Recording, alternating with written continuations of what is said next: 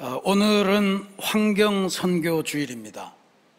성령 강림절기 세 번째 주일이지만 우리 한국교회 100번째 녹색교회인 새신교회로서는 환경선교 주일이 대단히 중요합니다.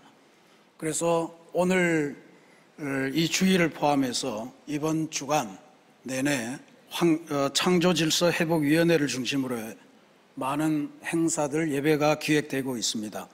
오늘 오후에는 환경선교주일 특별예배를 드리는데 우리 최승환 목사님께서 인도하시면서 우리들의 일상적인 삶 속에서 하나님의 창조 질서를 온전히 실현하고 실천할 수 있는 방법을 배우고 체험하고 하나님의 말씀을 듣는 그러한 예배의 시간을 갖습니다. 또 오늘 이 예배가 끝나고 점심시간 주일 예찬에는 환경선교주일 특별식단을 마련했습니다. 대단히 특색 있는 식단으로 여러분들을 모시고자 하니 많이 드셔주시기를 바랍니다. 또 올라오시면서 차를 타고 오신 분들은 못 보셨을 테고 1층에 들어오시면 일상생활에서 환경의 회복을 이룰 수 있는 제품들, 제로 웨이스트라고 그러죠. 쓰레기가 남지 않는, 사용하고 나면 다 썩어 없어지는 그러한 물품들을 시범 전시하고 여러분들에게 공개를 합니다. 하나님께서 우리에게 맡기신 창조세계를 관리하는 방법을 배우는 건데 재활용할 수 있고, 그 다음에 영원히 썩어 없어지지 않는 재료들은 좀 그만 쓰고 그렇게 해서 세계를 더 아름답게 만들어가는 그러한 삶을 배우는 시간을 갖도록 하겠습니다. 여러분들 꼭 한번 가보시기를 바랍니다. 그리고 저게 만약에 괜찮으면 우리 교회도 제로 웨이스트 샵을 한번 열어보면 어떨까, 그런 기도를 하고 있습니다. 실제로 우리 교회는 이미 교회 전면에 태양광 벽체 패널 시설을 지난 2020년 11월에 완공을 했습니다. 서울시의 협조를 받아서 한 12억 정도 드는 거를 거의 지원을 받아서 다 했습니다. 지금 주일 예배 때 성도의 교제 시간마다 맨 첫 번에 우리 목사님들이 보고를 드리는데 그 두 가지 중에 하나가 나무 심은 효과, 식수 효과를 말씀드립니다. 지난 2020년부터 2020년 11월부터 올해 6월까지, 지난주까지 한 3년 반 되죠. 이 기간 동안 우리가 심은 나무의 숫자가 17,800그루, 30년산 나무입니다. 이 정도를 심은 효과를 만들었다라고 하는 거예요. 실제로 우리가 심지는 않았지만 그 정도의 산소를 뿜어내고 있다, 이렇게 보시면 됩니다.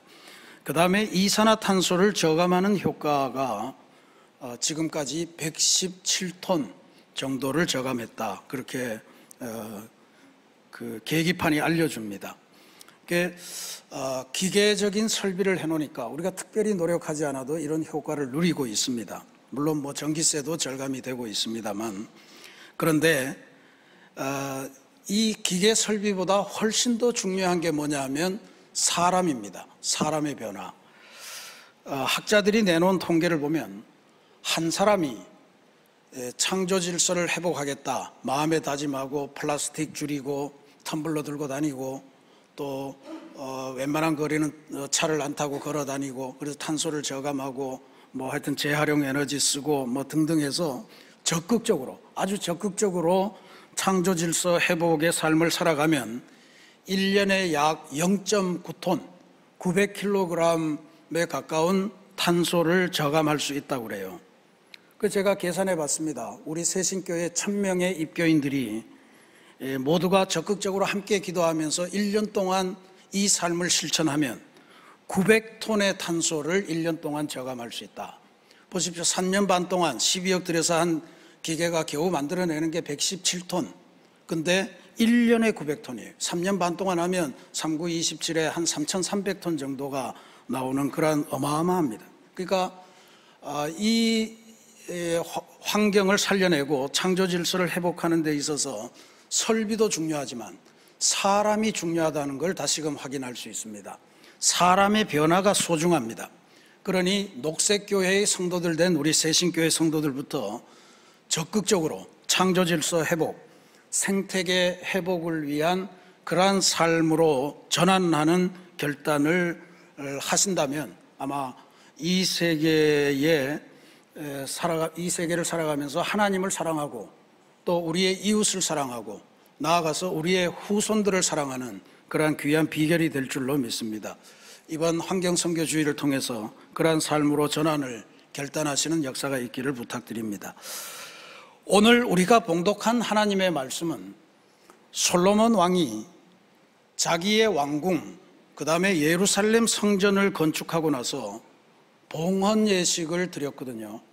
그 봉헌 예식을 드린 그 밤에 하나님께서 다시 솔로몬에게 나타나셔서 네가 지은 성전이 어떤 의미를 가지고 있는지, 그 성전을 통해서 하나님은 무엇을 할 것인지, 사람들은 뭘 해야 되는지 그것을 다시 한번 설명해 주시는 그러한 장면입니다.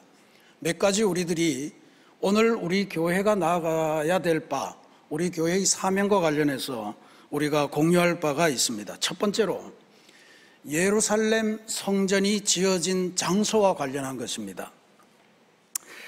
사실 예루살렘 성전은 솔로몬 왕은 그냥 공사만 했을 뿐이지 모든 준비는 아버지 다윗 왕이 다 했습니다. 다윗 왕의 필생의 소원은 하나님을 모시는, 하나님의 교회를 모시는 성전을 짓는 것이었거든요. 그래서 다윗이 하나님에게 아주 간청했습니다. 제발 제 손으로 성전을 짓게 해달라고. 근데 하나님이 거절하셨어요. 다윗의 마음이 뭐였냐 하면 자기는 백향목, 레바논의 백향목으로 지은 화려한 황궁에 사는데 하나님은 아직까지도 저 텐트 속에 살고 있으니 내 마음이 너무 불편해서 견딜 수가 없다 하는 게 다윗의 마음이었죠. 그 좋은 마음 아닙니까? 그럴 수도 있다고 봐요. 근데 하나님의 마음은 달랐습니다. 하나님의 대답은 이런 것이었습니다. 아니, 내가 하나님이고 내가 너를 지었는데 내가 너의 집안을 만들고 지켜줘야지 네가 왜 내 집을 만드냐. 그리고 나는 집에 갇혀 있기가 싫다. 나는 백성들 사이를 왕래하면서 그렇게 복을 나눠주는 그러한 하나님이시다 라고 하는 말로 거절을 하셨어요. 그 다윗이 어쩔 수 없이 자기 때에는 안 되는 거라고 생각을 하고 그 다음에 아들의 때에 밀어주면서 그 아들이 성전을 지을 때 드려야 될 모든 목재 재료들, 또 금속 재료들, 일꾼들 모든 걸 다 마련해서 하는 것이 다윗의 일생의 노력이었습니다. 그 결과로 솔로몬이 이제 성전을 짓는데 역대하 3장 1절에 보면 솔로몬이 예루살렘 성전을 건축하면서 택한 장소가 어디냐면 모리아산이 있던 곳입니다.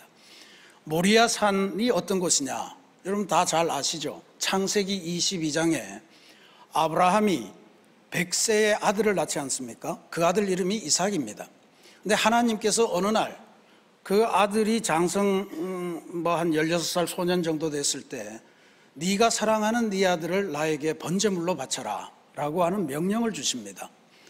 그런데 참 아브라함이 믿음이 사람이라 그런지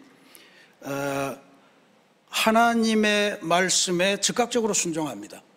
아들들어 땔감을 지우게 하고 나귀를 몰고 해서 이제 모리아산으로 3일간을 걸쳐서 걸어갑니다. 그리고 그 3일에 걸쳐서 당도한 모리아산 정상에서 이제 번제물로 지필 땔감을 밑에 놓고 이제 이삭을 죽여서 번제라고 하는 게 태워 죽이는 거 아닙니까? 그 아들을 죽여서 이제 제물로 바치려고 하는 순간에 하나님께서 아브라함을 멈춰 세우시죠. 됐다. 내가 네 순종의 마음을 알았으니 번제로 아들을 하지 말고 내가 옆에 준비한 어린 순양으로 번제물을 삼아라 해서 가정의 평화를 깨지 않으시고 하나님께서 돌보신 그 과정을 이야기합니다.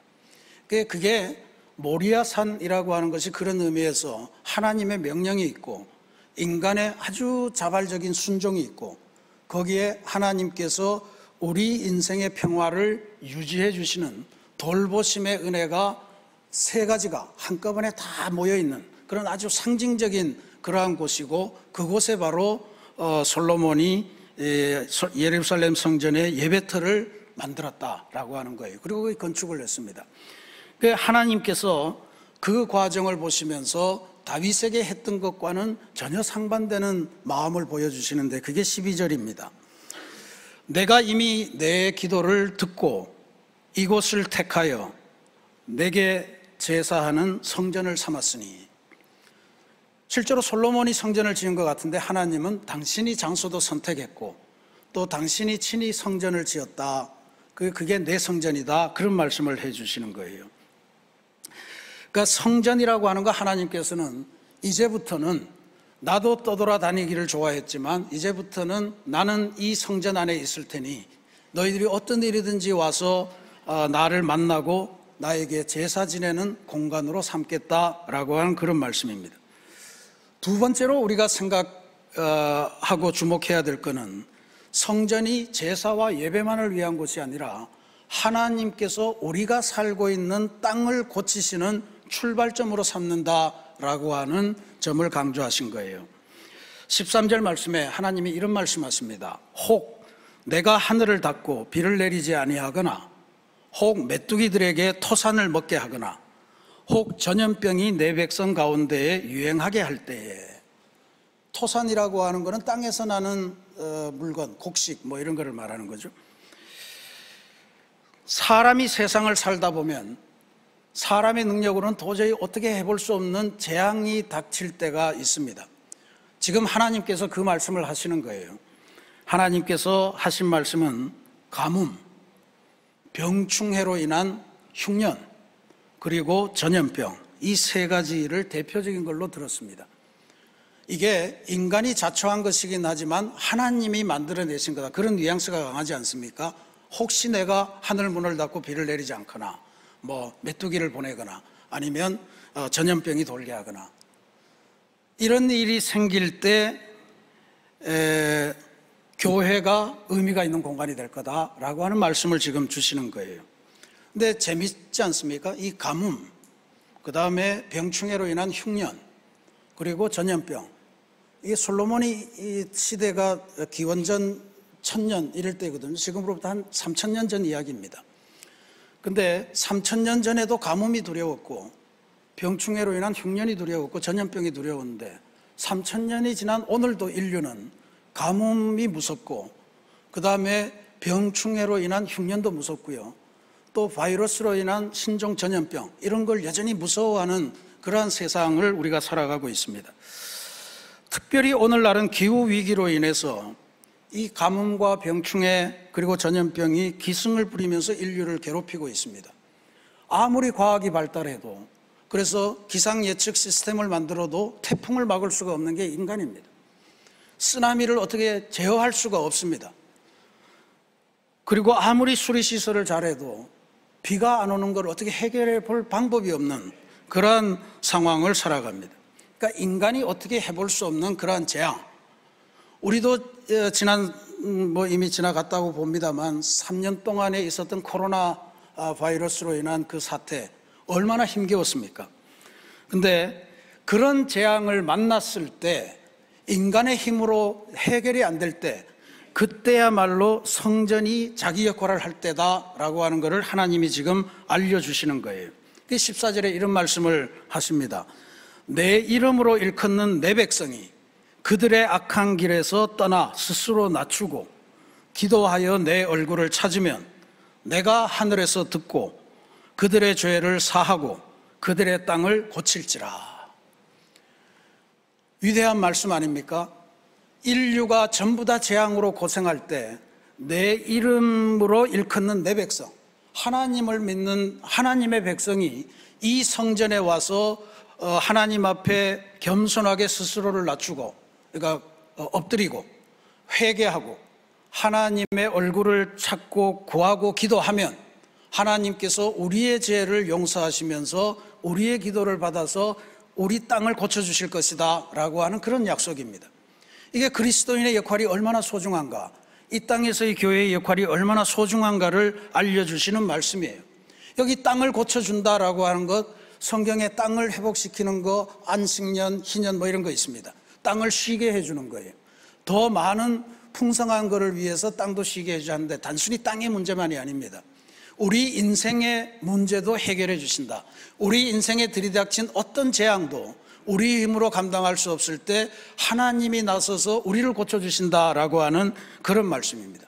그러면 성전, 이 하나님의 교회가 도대체 뭐겠습니까? 인간이 감당할 수 없는 재앙, 아픔, 상처, 괴로움 이런 것들이 올 때 그 문제가 하나님의 능력으로 말미암아 해결되기 시작하는 출발점이라고 하는 의미가 담겨 있는 거예요. 그러니까 이게 중요합니다. 실제로 땅이라고 하는 것이 이스라엘 백성에게 부동산을 의미한 것만은 아니었어요. 땅이라고 하는 것은 하나님의 복, 하나님의 약속이 이루어지는 모든 공간을 이야기했던 거예요. 그래서 이스라엘 백성이 하나님에게 순종했을 때 그 땅은 풍요로웠습니다. 시냇가에 심은 나무 같은 그런 풍요를 누렸던 거예요. 근데 불순종했을 때 거기서는 파괴되고 성전도 깨지고 사람들은 다 포로로 잡혀가고 이런 어마어마한 일들이 일어났다라고 하는 것을 알 수가 있습니다.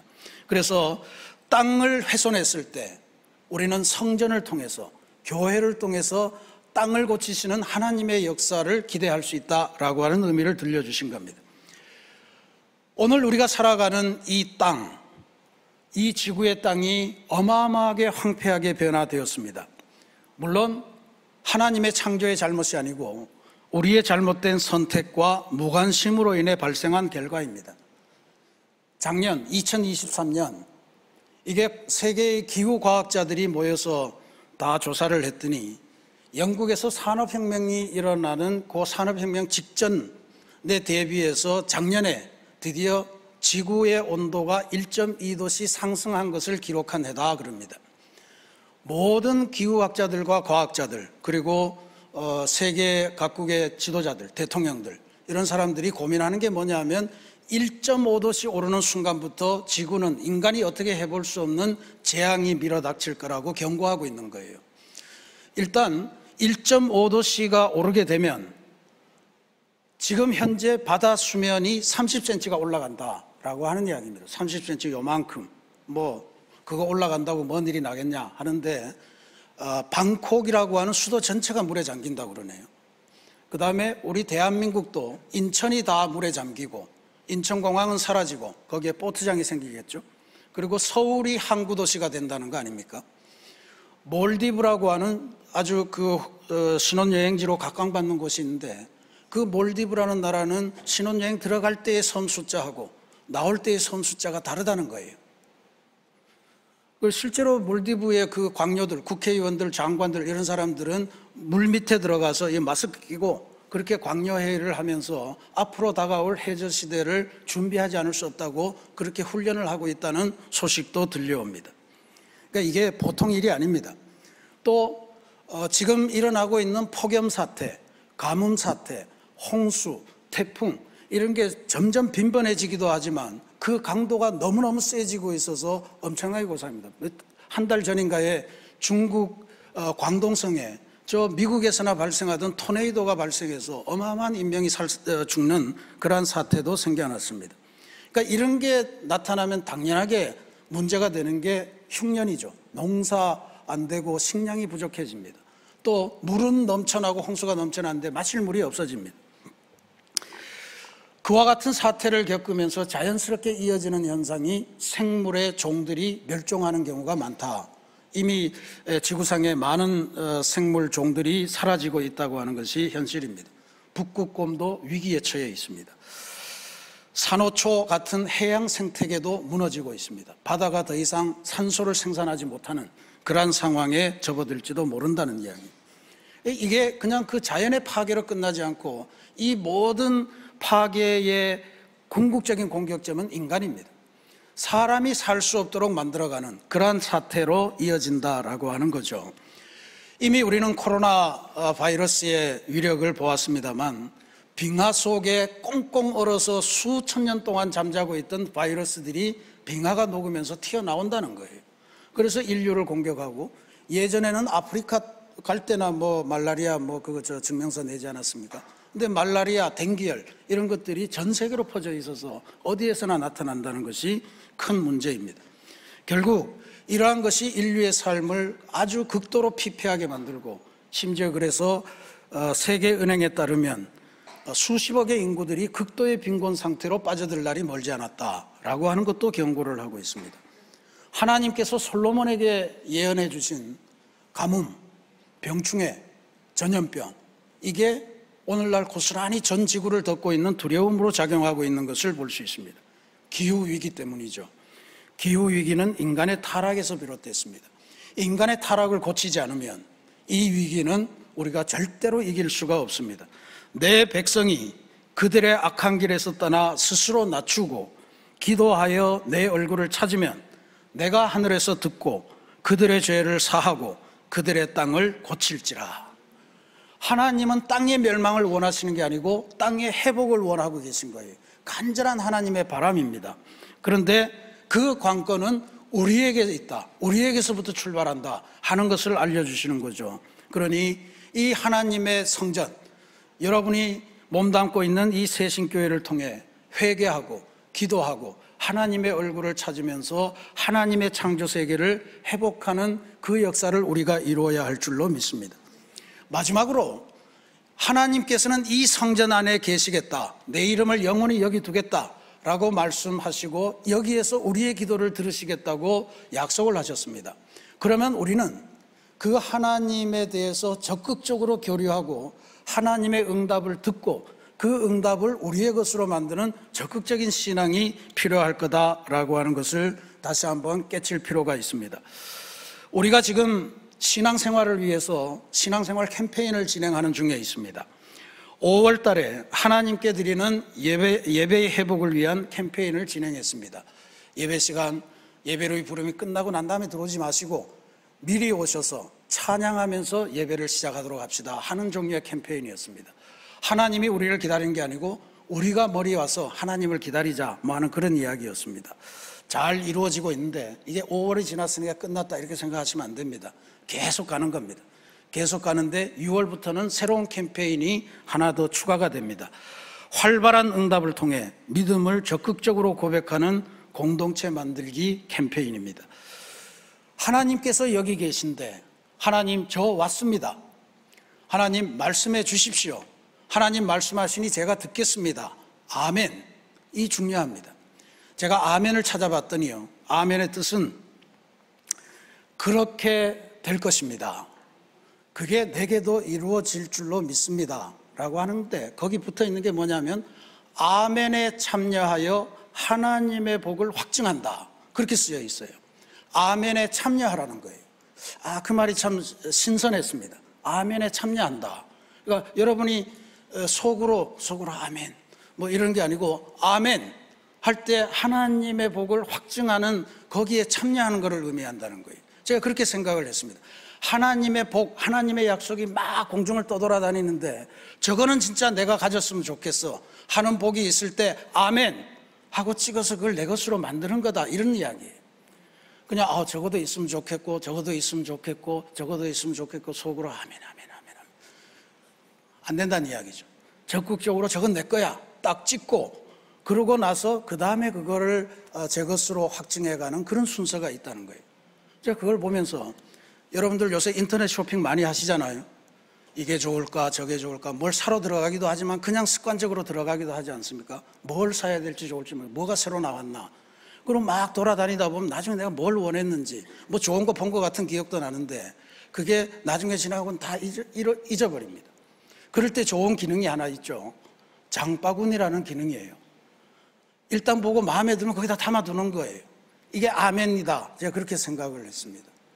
언젠가 쓸진 몰라요. 근데 굉장히 좋아, 내게 됐으면 좋겠어. 돈만 생기고 여유만 생기고 뭔가 기회가 오면 거기에 다시 불러서 이거 그때 내가 이런 마음으로 찍었지 하고 할 수 있는 거예요. 그게 아멘인 줄로 믿습니다.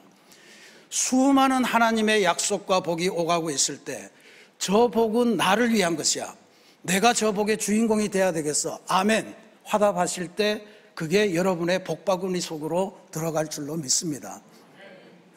제가 이 설교한다고 금방 아멘 소리 커지면 우리가 좀 민구스럽긴 하지만 그래도 바꾸시는 게 좋아요. 우리 교회는 점잖은 교회이기 때문에 함부로 싸구려처럼 그렇게 아멘을 남발하지 않습니다만 그건 여러분의 자유입니다. 저걸 해서 내 복바구니를 풍성하게 만들어 놓고 나중에 찾아낼 거냐, 그렇지 않겠죠 권사님? 아멘. 네. 아멘. 네. 그래서 아멘으로 적극적으로 화답하시는 것이 하늘복의 주인공이 되는 길이다 라고 하는 것을 여러분이 꼭 기억하시길 바랍니다. 하나님 이렇게 말씀하세요. 15절 16절에 이제 이곳에서 하는 기도에 내가 눈을 들고 귀를 기울이니 이는 내가 이미 이 성전을 택하고 거룩하게 하여 내 이름을 여기에 영원히 있게 하였음이라. 내 눈과 내 마음이 항상 여기에 있으리라. 그러니까 여기에서 우리가 응답하는 거, 우리가 기도하는 거, 우리가 순종하는 거, 하나님 제가 여기 있습니다, 나를 사용해 주십시오, 뭐 이런 거, 아멘, 이거 전부 다를 하나님이 직접 눈으로 귀로 보고 듣고 하신다는 이야기예요. 여러분 어떻게 하시겠습니까? 포커페이스를 하고 나는 아무것도 바라지 않으니 하나님 주시려면 주십시오 이러고 있으시겠습니까? 아니면 하나님 그건 진짜로 저한테 필요한데요, 제가 그걸 기도해 왔는데요, 이러면서 적극적으로 그 복의 주인공이 되시겠습니까? 사랑하는 우리 새신교회 성도 여러분, 땅의 회복이라고 하는 것은 바로 인류의 회복을 말하고 창조 세계의 회복을 의미하는 것입니다. 이거는 하나님이 아주 간절하게 바라는 하나님의 마음의 소원이고 하나님의 바람인 줄로 믿으시기를 바랍니다. 그리고 하나님은 그 과정을 우리와 더불어 함께 해나가시자 그렇게 제안하시고 계신 것입니다. 교회를 통해 땅을 회복하고 고치기를 원하시는 하나님의 말씀에 이제 우리 자신 있게 적극적으로 아멘 하고 화답하시는 성도들이 되시기를 바랍니다. 내 이름으로 일컫는 내 백성이 그들의 악한 길에서 떠나 스스로 낮추고 기도하여 내 얼굴을 찾으면 내가 하늘에서 듣고 그들의 죄를 사하며 그들의 땅을 고칠지라. 하나님의 약속입니다. 이 하나님의 약속을 붙잡고 함께 하나님의 창조 세계를 회복하는 하나님의 동력자, 아름다운 일꾼들이 되시는 은혜를 누리시기를 주님의 이름으로 축원합니다. 같이 기도하겠습니다.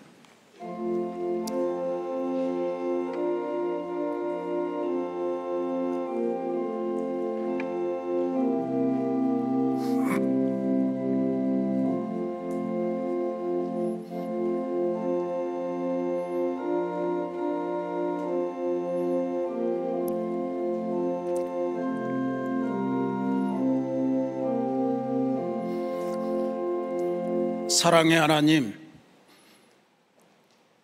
하나님의 성전을 건축하고 영광과 감사와 감동에 빠져있는 솔로몬에게 나타나셔서 하나님께서 성전의 의미와 성전의 역할을 다시 한번 알려주신 말씀을 통해 오늘 우리 교회와 성도들이 이 세계를 향해 가져야 될 그러한 과제를 다시 한번 품게 하시니 감사드립니다. 하나님께서는 성전은 하나님께 계시는 곳이 될 것이고 이제부터 이곳을 통해서 우리가 살아가는 땅을 고치는 그러한 출발점이 될 것이라는 귀한 사실을 알려주셨습니다. 대신에 그것을 위해서는 하나님 앞에 와서 엎드리고 회개하고 기도하며 하나님의 얼굴을 찾는 그 믿음의 사람들이 필요하다는 것을 알려주셨으니 사랑의 하나님, 우리가 그 일꾼 되게 도와주옵소서. 아버지 하나님, 땅의 회복은 하나님의 간절한 바람이지만 우리들을 동력자로 삼으셔서 이루시는 줄로 믿사오니 이제 우리 새신교우들이 이 땅에서 녹색교회 성도가 된 입장에서 하나님의 아름다운 창조세계, 이 땅을 회복해가는 귀한 하나님의 동력자로 새로운 쓰임받는 귀한 인생들 되게 주님께서 인도하여 주옵소서. 예수님의 이름으로 감사기도 드립니다.